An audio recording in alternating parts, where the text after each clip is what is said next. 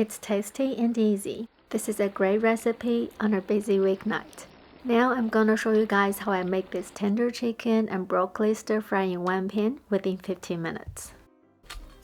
Cut the broccoli into bite size. If you like to stir fry the stem as well, peel the skin like this and then slice it. Cut the chicken breast into 2 parts along the membrane. Then slice them into pieces less than 1 cm thick. Chicken thighs are more tender, but I prefer to use chicken breast.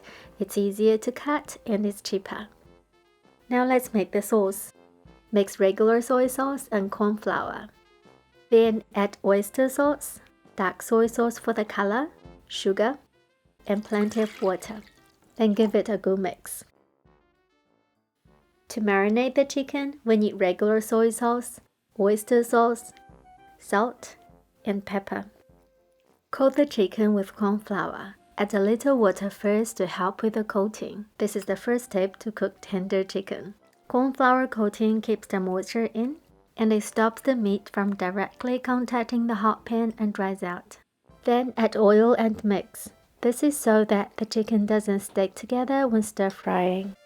Now place the pan on high heat and spread the chicken out. Leave them unstirred for about 1 minute. When the color changes, toast for about 2 minutes or until you don't see any pink on the surface. Then transfer them into a bowl. Keep the stir fry quick and short. You don't want to fully cook the chicken at this stage. This is the second step to get the tender chicken in the end. Place the pan back on high heat again and add oil, minced garlic, and broccoli. To be honest, I usually don't add garlic in this dish because I cook this dish when I'm in a rush, and in my opinion, it tastes incredible even without the garlic. But when I do want to have some aromatics, this is when I add them in. When the broccoli is coated with garlic, add a little water, steam the broccoli with the lid covered. Remove the lid as soon as the color turns to bright green.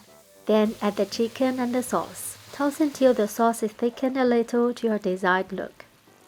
By now the chicken should be perfectly cooked, tender and soft, and the broccoli is well coated with a flavorful sauce but still crunchy. This is a dish you want to have some hot and fluffy rice waiting when it's ready. It goes perfectly with rice.